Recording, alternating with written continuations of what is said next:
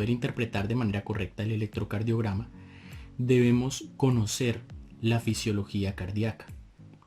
Saber interpretar el electrocardiograma no es aprendernos figuras, aprendernos reglas de memoria, sino poder comprender cuál es el fenómeno que está causando que la actividad eléctrica del corazón se comporte de cierta manera. El cardiomiocito es la unidad estructural del músculo cardíaco. Es un tipo de célula especializada que tiene una estructura similar al músculo estriado y una función similar al músculo liso. Hay 5 tipos de cardiomiocitos, pero básicamente se clasifican en 2 grandes grupos: los que son conductores y los que son contráctiles.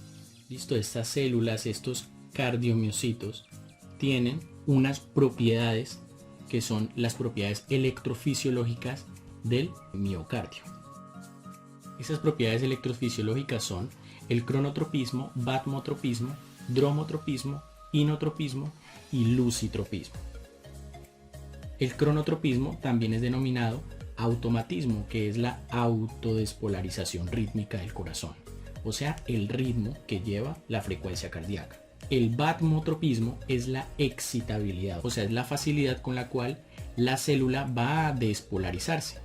Y esta facilidad de activación va a depender del umbral de activación y del periodo refractario de la célula. El dromotropismo es la conductividad, o sea, es la capacidad que tiene el músculo cardíaco de conducir el potencial de acción sin que éste decaiga. El inotropismo es la capacidad que tiene el músculo cardíaco de contraerse y el lucitropismo es la capacidad que tiene el músculo cardíaco de relajarse. Y mientras el corazón esté relajándose no va a poder generar un potencial de acción. Y otro tema importante del cardiomiocito es la excitación-contracción. Y obviamente esta excitación-contracción depende de las propiedades electrofisiológicas mencionadas anteriormente.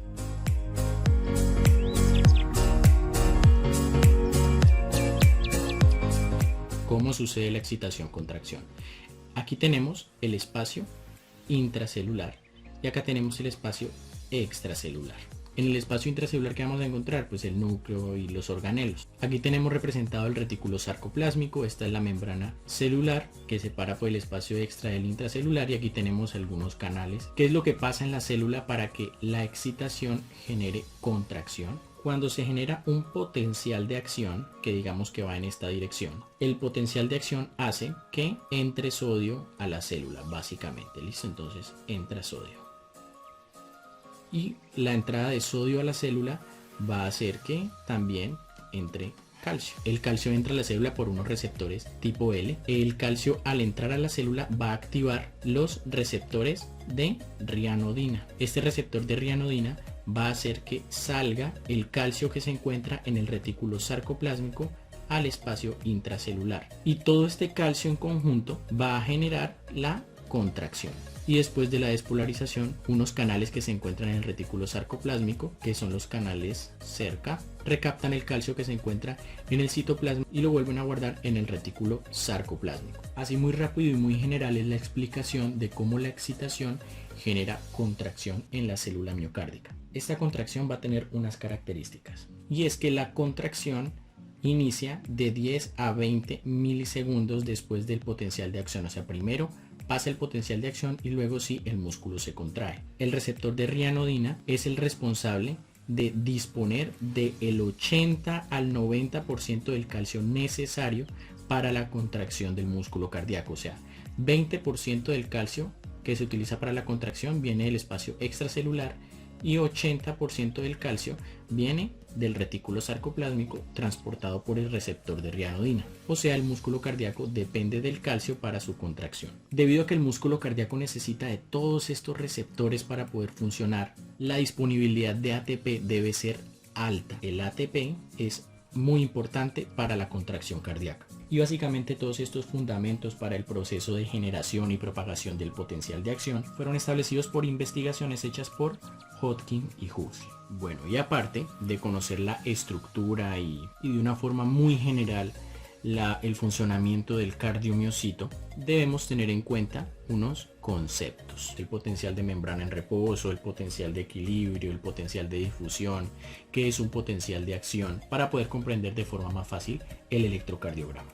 Entonces, ¿qué es el potencial de equilibrio? El potencial de equilibrio es el voltaje que debe generar una célula, en este caso el cardiomiocito, para evitar que un ion se difunda, o sea, entre o salga de la célula. Este potencial de equilibrio se calcula con la ecuación de Nernst. Nos va a permitir calcular el potencial de membrana que va a equilibrar el flujo de un ion. Esto lo tenemos que tener muy en cuenta, porque es que en una célula no solo hay un ion, hay cientos de iones. Es muy importante conocer este concepto y conocer su uso. Básicamente, él toma en cuenta como si la membrana de la célula solo fuese permeable a un solo ion, al ion que nosotros queremos estudiar. Entonces vamos a hacer un ejemplo. Queremos estudiar el ion potasio, sino conocer su concepto y su uso. La ecuación iría algo así: 61 milivoltios, que es una constante, por el logaritmo de la concentración extracelular del potasio, que aproximadamente son 5.000 equivalentes por litro, sobre la concentración intracelular del potasio, que son 150.000 equivalentes por litro. El resultado de esto es menos 90 milivoltios. Esto significa que el potencial de membrana debe estar a menos 90 milivoltios para que el potasio ni salga ni entre de la célula. Bueno, para entender un poco más este concepto de potencial de equilibrio, que cabe recalcar que es distinto para cada uno de los iones, o sea, el potencial de equilibrio del potasio, que es de menos 90, es distinto al potencial de equilibrio del sodio, que es aproximadamente más 67, más 65, o el potencial de equilibrio del calcio, que es más 129. Debemos conocer otro concepto, que es el potencial de difusión. El potencial de difusión es la diferencia de gradientes que permite el intercambio de iones hasta equilibrar el ion. O sea, el potencial de difusión es aquel intercambio antes de que se llegue al potencial de equilibrio. O sea, en breve resumen, es la fuerza que induce el movimiento iónico. Y este potencial de difusión depende de dos cosas: depende del gradiente de concentración y depende del gradiente eléctrico. Es decir, vamos a poner dos ejemplos. ¿Listo? Entonces aquí tenemos el espacio extracelular y aquí tenemos el espacio intracelular, separados por la membrana. Y estos se miden separado para cada ion. Entonces vamos a evaluar primero el sodio. La concentración de sodio extracelular es de 145 milimoles y la concentración intracelular es de 12 milimoles. O sea, tiene mayor concentración extracelular que intracelular. Entonces el gradiente de concentración va a empujar el sodio hacia el interior de la célula. Y el potencial de equilibrio del sodio, o sea, haciendo la ecuación de Nernst, el potencial de equilibrio de sodio es de más 67, o sea, el interior celular es positivo y el espacio extracelular es negativo, o sea que el gradiente eléctrico empuja el sodio hacia afuera de la célula. Este es el potencial de difusión, el gradiente de concentración contra el gradiente eléctrico de cada ion.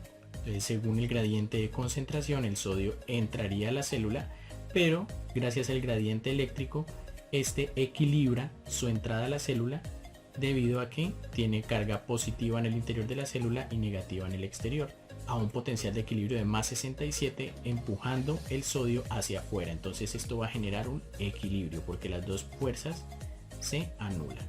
Otro ejemplo sería el del potasio, el que tenemos arriba. Tiene un gradiente de concentración de menos 90 milivoltios aproximadamente, menos 90, menos 98 milivoltios aproximadamente. La concentración de potasio extracelular es de 4 milimoles y la intracelular es de 155 milimoles. O sea que el gradiente de concentración empujaría el potasio hacia el exterior de la célula. Pero como según el potencial de equilibrio, el gradiente de potasio es de menos 90, o sea que en el interior de la célula es negativo y en el exterior de la célula el gradiente eléctrico del potasio es positivo, esto hace que empuje al potasio hacia adentro de la célula. anulándose la carga. Entonces el potencial de difusión, como ya lo había mencionado antes, es la diferencia de estos dos gradientes que permiten el intercambio de un ion o el intercambio de cada ion hasta lograr el equilibrio, hasta que estas dos fuerzas se anulen por sí solas. Y como ya había mencionado antes, en la célula no hay intercambio de un solo ion, hay intercambios de múltiples iones. Entonces va a haber algo que se llama potencial de membrana. Bueno, el potencial de membrana es generado por la combinación de la concentración extracelular, concentración intracelular y potencial de equilibrio de todos los iones que se encuentran en un constante intercambio entre la membrana celular. Aquí los que representamos pues son los iones más importantes, por decirlo así, los que se encuentran en mayor cantidad en la célula, que son los iones de sodio, potasio, calcio y cloro. Entonces aquí tenemos la concentración extracelular, intracelular y el potencial de equilibrio de cada uno de estos iones. Ya anteriormente les expliqué cómo es que encontramos el potencial de equilibrio y el potencial de difusión, que tiene que ver con la concentración extra e intracelular y el potencial de equilibrio de cada uno de estos iones.